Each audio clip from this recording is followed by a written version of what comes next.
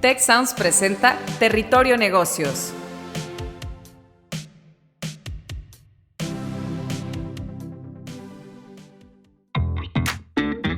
Bienvenidos de nuevo a Territorio Negocios, ahora con el tema organizaciones híbridas, donde se encuentran propósito y negocios.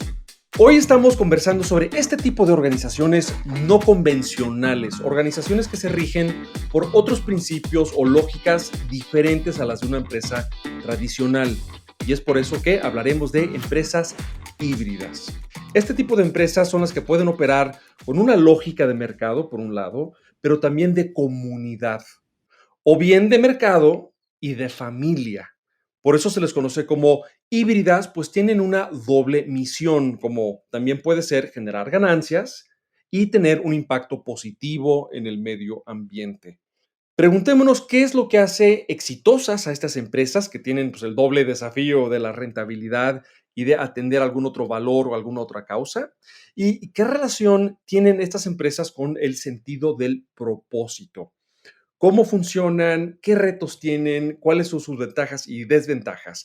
Y para esta conversación, pues tenemos a dos expertas de este tema. Démosle la bienvenida a Saraí Salvador, quien es emprendedora social serial, es decir, hace una tras otra organización de esta naturaleza y es actualmente cofundadora de Alterbike. Bienvenida, Saraí. Muchísimas gracias. Gracias por acompañarnos. Y tenemos también a Cristian Molina, quien es profesora del Departamento de Estrategia y Liderazgo en EGADE Business School y representante de EGADE ante Prime, que Prime es una iniciativa de las Naciones Unidas para la enseñanza de los negocios en alineación con los objetivos de desarrollo sostenible. Bienvenida nuevamente, Cristian, que también ya hemos tenido en episodios pasados. Muchísimas gracias, Jaime, y es un gusto estar compartiendo espacio junto contigo, con Saraí, y pues bueno, un saludo también para todas las personas que nos escuchan. Muchísimas gracias. Y yo soy su anfitrión, Jaime Martínez, decano regional para la Ciudad de México de la Escuela de Negocios del Tecnológico de Monterrey. Pues comencemos por lo básico. Quisiera invitarte, Saraí, a que nos contaras desde tu experiencia qué es esa hibridez y si nos puedes dar algunos ejemplos de este tipo de empresas, hasta incluso las tuyas, que son híbridas y cómo se ve, cómo se aprecia esta hibridez en una organización. Claro que sí, Jaime. Bueno, aprovecho igualmente para agradecer a tu auditorio y por la invitación. Bueno, en realidad la hibridez se puede referir a dos cosas. La primera tiene que ver con el propósito, como bien decías tú al inicio. Originalmente las empresas son concebidas o se puede pensar que existen pues para maximizar las ganancias, ¿no? Y cuando hablo de ganancias me refiero a retornos económicos o financieros, dividendos y este tipo de retornos para los stakeholders o las partes interesadas, principalmente pues accionistas. Ahora, cuando hablamos de un propósito híbrido, hablamos de un propósito, como decías, doble o inclusive, perdón, triple. ¿Por qué? Porque estamos hablando de entidades, de empresas que buscan un retorno social y un retorno económico y un retorno medioambiental. Es decir, tres tipos de retornos, todo esto pues flotando, digamos, en un ámbito de gobernanza y de transparencia. Ahora, comúnmente en todo el contenido académico, y Cris no me va a dejar mentir, pues el propósito muchas veces es justamente este propósito dual.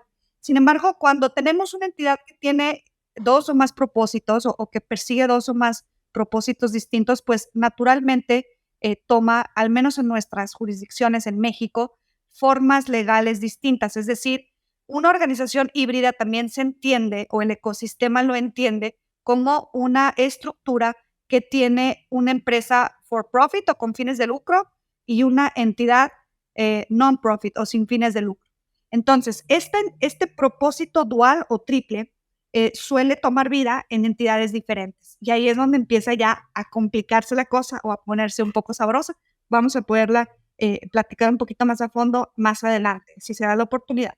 Ahora, me comentabas algunos ejemplos. Mira, a mí la verdad me gusta dividir los ejemplos o platicar sobre distintos tipos de ejemplos, eh, eh, analizando a la empresa o a esta entidad con tres stakeholders diferentes. Primero, teniendo a alguna población vulnerable como proveedores, después teniendo a otro grupo vulnerable como empleados y también se puede como clientes, donde hay una ligera y muy peligrosa línea de lucrar con lo que llamamos base de la pirámide, que son todas estas personas en una situación económica, digamos, de clase. Así es, así es. Entonces, por ejemplo, para poderles platicar un ejemplo que me gusta mucho de cómo poder integrar a personas de una población vulnerable como empleados, a mí me gusta mucho, perdón, como proveedores, a mí me gusta mucho el ejemplo de Someone Somewhere. Someone Somewhere es una marca que comienza con unos chicos en la universidad y que se interesan, ¿no?, por dar trabajo y dar oportunidades de mercado a mujeres, principalmente, que tienen este oficio legendario de bordado, ¿no?, del bordado. Entonces, comienzan a trabajar con ellas y desarrollan una serie de productos que contienen en su composición, digamos, este bordado. Entonces salen pues unas blusas muy coquetas con unas bolsitas frontales muy lindas donde viene el bordado de estas mujeres y así van construyendo una marca que hoy pues me parece que ha tenido varias rondas de inversión, tienen representaciones, sucursales y ventas en otros países, Estados Unidos al menos, y está creciendo de manera muy interesante Someone Software. Entonces, lo que sucede es que gracias a la venta de los productos y de este modelo de negocio, pues ellos tienen la oportunidad de vincular a todas estas comunidades y a todas estas, principalmente mujeres artesanas, pues a la elaboración de productos. Después está cómo integrar a una población vulnerable como empleados, ¿no? Estos stakeholders, como este grupo de interés, empleados. Bueno, pues ahí te puedo platicar sobre muchas empresas. Me gusta mucho el ejemplo de Pizza. Pizza es una empresa que crea un producto muy sexy, muy rico, muy innovador. Es una pizza que elaboran, cuya masa es elaborada con maíz azul. Entonces es una pizza de maíz azul muy peculiar y además tiene guisos muy mexas, muy mexicanos. Arriba algunas tienen, por ejemplo, chapulines o flor de calabaza. Pero lo interesante no nada más es el producto, que la verdad es un producto muy rico, muy sabroso, sino que también ellos lo que hacen es construyeron todo un modelo para incluir a personas que estuvieron en situación de abandono social. Ellos le llaman abandono social a personas que vienen de distintas categorías o distintos medios. Puede ser personas que estuvieron en situación de calle o personas que vienen de alguna casa hogar, etcétera. Entonces está muy interesante cómo al ir y comprar alguna pizza, que por cierto recién estrenaron un modelo B2B muy interesante para el retail y para Oreca. Entonces, bueno, aquí las personas que elaboran las pizzas y quienes atienden las sucursales físicas, pues provienen de este contexto. Y por último, para dar un ejemplo, clientes, ¿no? Los clientes, a mí me gusta mucho el ejemplo de Iluméxico. Iluméxico también es una empresa mexicana, las tres son mexicanas, que vende energía, ¿no? Paneles de energía solar a personas en comunidades muy, muy lejanas. Ahorita si quieren podemos platicar un poco sobre los retos que tienen estas empresas y cómo evitar el greenwashing, perdón, pero a mí me gustan estos tres ejemplos y un poco pues creo que con eso cierro mi primera intervención. Si quieren profundizar, pues me van diciendo. Gracias, Saraí. Y justamente hago el pequeño anuncio de que los fundadores y fundadoras de Someone Somewhere son egresados justamente del TEC de Monterrey. Y hemos tenido el placer aquí en Territorio de Negocios incluso de tener a Alejandro Sousa de Pizza como invitado también aquí, precisamente exponiendo algunos de estos temas fascinantes que mencionas. Cristian, quisiera invitarte a redondear la respuesta que Saraí nos da sobre cómo puede la audiencia ver en los hechos, más allá, Saraí ya lo dijo, del greenwash, del discurso, ver en los hechos la hibridez. La hibridez, ¿cómo se puede ver? ¿Cuál es la evidencia de la hibridez en una organización?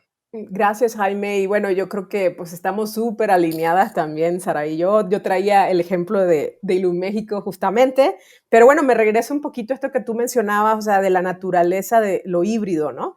En realidad, pues a mí me encanta también pues irme a las definiciones de los diccionarios y pues si tú lo buscas, pues lo híbrido es un resultado de elementos que provienen de distinta naturaleza, ¿no? Entonces, como Saraí lo mencionaba, quizás aunque hemos estudiado más de pronto esta dualidad, ¿no? Estas dos elementos diferentes que se unen y forman o le dan forma a una organización, a una empresa, pues puede ser que todavía pues la esencia de una organización pues sea todavía más compleja, ¿no? Pero definitivamente al unir elementos diferentes, entonces empezamos a ver contradicciones. Los líderes y las personas que trabajan en este tipo de organizaciones pues se van a enfrentar muchas veces a demandas o presiones que lo llevan, digamos, a diferentes extremos, ¿no? Incluso pues también a la forma en que se comportan, a las prácticas, a los procesos que adoptan y a la identidad misma, ¿no? Cada elemento que es distinto y que se une en el híbrido puede aportar una identidad propia y entonces ahí me adelanto un poco al tema de retos, pues se va a tener que generar una identidad digamos, nueva que pueda agrupar a las personas que se identifican, digamos, con estos polos y estas lógicas o principios diferentes, ¿no? Creo que esa es una de las formas en las que se van, o varias de las formas en las que se va manifestando la hibridez y como ya bien mencionaban, pues un gran ejemplo, una categoría muy grande de empresas híbridas, pues son estas empresas sociales que unen esta misión social o medioambiental, este propósito superior con actividades comerciales, bueno, donde empieza a entrar este tema de los principios que rigen el mercado, este tema de la rentabilidad, y entonces tienen que buscar una armonía, ¿no?, entre estas dos fuerzas para poder llegar a los objetivos que se plantean y cumplir su propósito, ¿no? Ya lo dijo Saraí, bueno, me encanta el ejemplo de Iluméxico, he tenido oportunidad de hablar con Manuel, que es su CEO, y su propósito es que todas las familias tengan luz, ¿no? Pero a la vez de que busca que ninguna familia se quede pues sin este servicio, pues tiene que asegurar la rentabilidad para que pues la empresa se pueda sostener y pues no dejar a estas personas en algún momento sin servicio porque la empresa pues llegue a desaparecer, ¿no? Entonces ahí vemos entonces esa contradicción, ¿no? Porque pues quieren alcanzar más públicos, pero tienen que ir cuidando, ¿no?, en tener también formas de pago accesibles y entonces vamos viendo que su modelo de negocio tiene que ir evolucionando y para poder cumplir ese propósito, ¿no? Otro ejemplo también en el área de modas, ¿no?, en la industria textil, Carla Fernández, que también lo hemos tenido oportunidad de trabajar con sus socias. Aquí, por ejemplo, Saray hablaba de tener más de un propósito. Ellas tienen, de hecho, 3 propósitos en uno. Por un lado, quieren preservar la artesanía textil, también quieren mejorar la calidad de vida de lo artesano, pero quieren también transformar todo el sistema de la moda para que sea una moda que perdure, ¿no?, que no sea una moda efímera. Entonces empecemos a notar, pues, cuando incluso le agregamos un tercer elemento, cómo puede ser de complejo operar y trabajar de manera efectiva en este tipo de negocio, ¿no? Y entonces, bueno, con esos 3 propósitos, ellos tienen que, pues, nuevamente asegurar que su operación corre de manera fluida, con los temas de diseño, ¿no?, los procesos de producción en los que co-crean con los artesanos, ¿no? Entonces, ir ideando todas esas actividades que les van a permitir armonizar todos esos propósitos, definitivamente pues, puede ser complejo, ¿no? Y finalmente la comercialización de las prendas de ropa, donde pues tienen que asegurarse que la rentabilidad les permite entonces traducir en mejores salarios para los artesanos, mejores pagos por su trabajo, ¿no?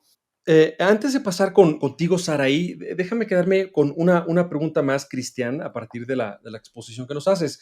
Seguramente mucha gente en la audiencia escuchará pues, estos ejemplos que nos compartes de organizaciones híbridas y dirán, pues ojalá todas las empresas, todas de cualquier tamaño, ¿no?, tuvieran un segundo o un tercer propósito en lo social o en lo ambiental. ¿Tú consideras, Cristian, como académica y especialista, que eventualmente todas las empresas deberían de aspirar a ser híbridas? Yo creo que bueno, hemos visto que el propósito actualmente, pues más y más empresas están adoptando, digamos, este elemento de su intención estratégica, ¿no? Y creo que pues diferentes fuerzas, ¿no? Por ejemplo, la laboral, ¿no? Las personas que se están integrando al mercado laboral, los jóvenes de hoy en día están buscando, pues, generar una diferencia, ¿no? Marcar una diferencia en su entorno, y entonces están todas esas fuerzas. Los consumidores también quieren que cuando están consumiendo algún producto o comprando algún servicio, pues puedan también pues generar una huella positiva, ¿no? Y entonces yo creo que pues se van alineando todas las fuerzas, y por ahí también Saraí nos mencionaba del tema legal. En algunos países pues también pues se han ido adoptando o generando pues bases legales para que pues en sus estatutos las empresas puedan ya tener esta forma, ¿no? De acuerdo, y eso me permite conectar contigo, Saraí. Saraí, mencionabas al principio que en ocasiones distintos propósitos requieren de distintas personas morales, distintos vehículos, ¿no? Entonces tienes por un lado a la sociedad anónima de capital variable, pero tienes al mismo tiempo, por otro lado, a la donataria o la fundación que la empresa de alguna forma mantiene, ¿no?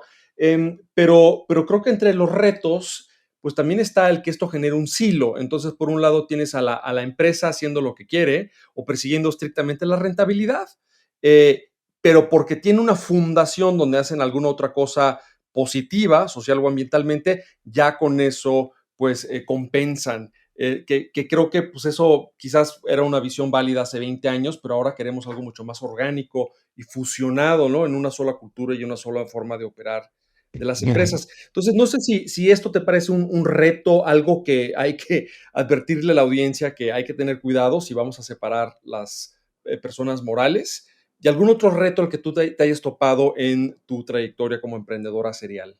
Mira, creo que estás tocando un tema bien interesante, Jaime, porque no es lo mismo un programa de responsabilidad social que una empresa con propósito.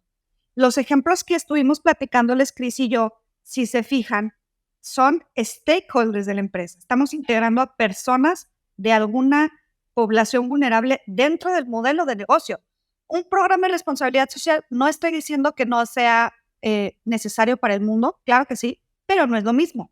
Un programa de responsabilidad social suele ser una alternativa distinta que no necesariamente está dentro del modelo de negocio de la empresa, ¿no? Por ejemplo, es por eso que las empresas, bueno, no está de más. O sea, aquí en México no se puede aún tener una empresa de esta categoría, que ahorita voy a ahondar más, sino que lo que hacemos los emprendedores sociales es que tenemos dos entidades, como lo decía al inicio, ¿no? Solemos tener una entidad lucrativa y una entidad no lucrativa, que por supuesto eso después implica en retos como, por ejemplo, tener una administración doble, partes interesadas, en fin, cosas mucho más profundas y retos mucho más profundos. Pero es muy interesante lo que planteas para dejar claro con tu auditorio que no es lo mismo, ¿no? ¿Lo necesita el mundo? Sí. ¿Es lo mismo? No.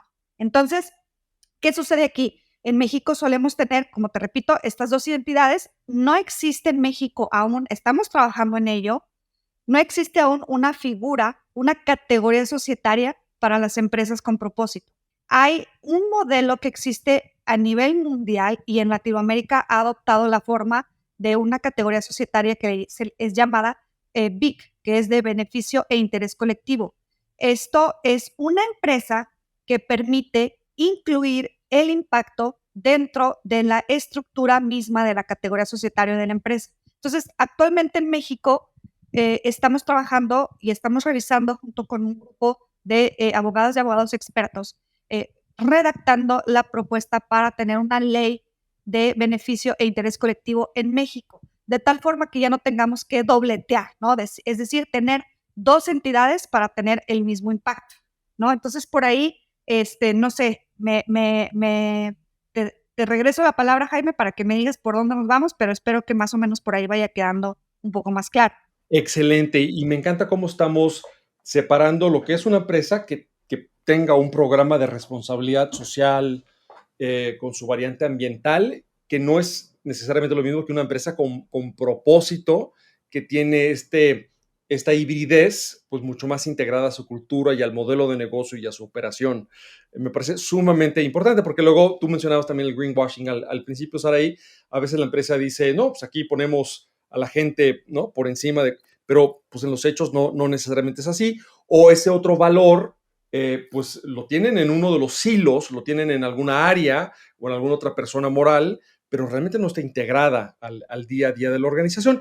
Y eso me lleva ya a la tercera pregunta para ir cerrando esta fascinante conversación, donde quisiera ahora sí que seguir profundizando contigo, Saraí, que es qué estrategias o qué acciones en el día a día tienen que estar adoptando las empresas híbridas para ser pues, congruentes con esa hibridez y esos otros propósitos que son igual de importantes que la rentabilidad. ¿Cómo es el día a día de una organización así? Para quienes nos están escuchando, yo la verdad es que lo más sencillo es que les puedo sugerir que tienen empresas, ya sean micro, medianas, grandes empresas, que le echen un ojo a Sistema B. Sistema B es una especie de certificación que nos ayuda a revisar, tienen una evaluación, se podría decir, a la que tiene acceso cualquier persona de cualquier empresa y es gratuita, con la cual te mides y vas midiendo todas las áreas de la empresa en las que, ¿no?, se tiene que poner especial énfasis, ¿no? Por ejemplo, no sé, en la parte de empleados, bueno, la evaluación te permite dar la cantidad de empleada, o sea, si tienes políticas de maternidad, si tienes políticas de paternidad, si tienes, sí, o sea, todo te va desglosando esta evaluación que se les recomiendo. Y creo que el primer paso, el más fácil, es revisar, ¿no?, justamente todo lo que tiene esta certificación de Sistema B para convertirse en empresa B, y posteriormente pues ir ahondando un poco más en el propósito. Creo que aquí el mensaje central, Jaime, es ¿cuál es el éxito? Tenemos que redefinir el sentido del éxito. El éxito no debe de ser simplemente tener retornos económicos más y más y más, porque entonces eso nos ha llevado, pues lamentablemente, a un capitalismo poco consciente en el que hay explotación laboral, en el que nos estamos acabando los recursos naturales, en donde estamos contaminando a costa de un precio falso, ¿no?, que luego le asignamos a productos y servicios que no están contemplando el desgaste social y medioambiental que estamos generando con su producción. Entonces aquí sé que estamos cerrando, pero me gustaría dejar esta mensaje a tu auditorio. ¿Qué es el éxito? No solamente es el retorno económico, no debería de serlo. No, necesitamos ver a la empresa como un vehículo para regenerar todo lo que desafortunadamente pues hemos desgastado o que hemos provocado, ¿no?, todas estas problemáticas cotidianas y actuales de actualidad que tenemos hoy en día en el mundo. Y esa invitación que nos hace Saraí a repensar el éxito empresarial se ve también en la revaluación de qué es el éxito a nivel persona. O yo también lo veo desde el ámbito educativo en la consideración de múltiples tipos de inteligencia y no solamente la inteligencia lógico-racional tradicional, ¿no?, que se evalúa en ciertas pruebas, sino abrirnos a un florecimiento humano y un florecimiento empresarial y civilizacional, ¿no? Donde por supuesto la rentabilidad y la viabilidad económica son importantes, pero son solamente una parte de la ecuación. Me parece poderosísimo esa invitación que nos haces. Y para cerrar con nuestra querida Cristian, algo que pudiéramos seguir compartiendo con la audiencia sobre cómo se aplica esta hibridez vía acciones, vía estrategias. Saraí nos invitaba a considerar la certificación del Sistema B y todo lo que implica, ¿no? Y no sé si hay alguna otra sugerencia que nos puedes hacer, porque estoy seguro que hay mucha gente en la audiencia que dice, oye, tal vez yo ya tengo un negocio o ya trabajo en una empresa, pero quisiera hacer real esta hibridez. Entonces, lo que nos puedas decir, bienvenido. Sí, y bueno, justo también como Saraí me gustaría pues enfatizar que las organizaciones híbridas de las que estamos hablando tienen un ADN o en su ADN está esta búsqueda del impacto positivo hacia los demás. Entonces hay ciertas actividades que definitivamente no se podrían pues, o empresas que están ejerciendo ciertas actividades que no pueden ser transformadas en una empresa de las que estamos hablando el día de hoy. No solamente como para subrayar también ese punto que mencionaba ya Saraí, ¿no? Una estrategia, bueno, me gustaría también mencionar que este tipo de organizaciones tienen que ser muy flexible, pero también ser muy creativa y buscar siempre la innovación, ¿no? Hablábamos de que dado que está en su ADN, esta es su esencia, ¿no? Esa búsqueda de ese propósito que va más allá de generar ganancias y que tiene pues un resultado positivo en el medio ambiente o en la sociedad, en estos grupos también vulnerables que nos hablaba Saraí hace un momento, ¿no? Entonces, en ese proceso, la empresa tiene que ser flexible para que su modelo de negocio vaya cada vez más reflejando esas soluciones a esas problemáticas sociales y ambientales que benefician a un grupo específico, ¿no? O a varios grupos, como también ya lo hablábamos. Eso es muy importante para tenerlo en cuenta. Por ejemplo, en el caso de Iluméxico, ellos han ido evolucionando en la forma en la que entregan el servicio, ¿no? Originalmente ellos vendían el equipo y se instalaba y pues lo que empezaron a notar fue que pues faltaba realizar mantenimiento. Las personas cuando ya algo le pasaba al equipo, pues ya no seguían utilizando el servicio. Entonces ellos han ido iterando y probando diferentes formas, tanto de ir entregando sus servicios como de generar los cobros, ¿no? Entonces creo que es importante pues esa parte de ir de manera pues natural, conforme se va conociendo más a los beneficiarios, a los grupos de interés con los que se relaciona la empresa, pues ir ejecutando algunas adecuaciones al modelo de negocio, ¿no? Otro tema creo que es muy importante es también la contratación o el tipo de persona, el tipo de perfiles más bien que entran a esta empresa. Estas empresas hemos visto que la investigación, la evidencia nos ha dicho que se benefician de reunir a personas con diversos perfiles, ¿no? Por ejemplo, hay casos de microfinanzas comerciales, pues que al iniciar en algunos países de Sudamérica, pues se veían con esta problemática de encontrar pues un propósito de desarrollo, ¿no? Con respecto también a un propósito de la banca tradicional o las finanzas tradicionales, y entonces se vieron obligados a pues buscar en otros campos de profesiones, ¿no? A las personas que pudieran pues generar esa armonía y pues realmente pues permitirles generar el impacto que estaban buscando y alcanzar su propósito, ¿no? Entonces ahí no solamente pues buscaron personas con experiencia en el área de la banca y la finanza, sino que buscaron sociólogos, buscaron trabajadores sociales y así fueron construyendo un grupo único, ¿no? Diverso y único de personas que podían entonces satisfacer mejor las necesidades de los beneficiarios de este tipo de empresa, ¿no? Magnífico, pues esta es una conversación que estoy seguro deja a la audiencia inspirada y con ganas de saber más.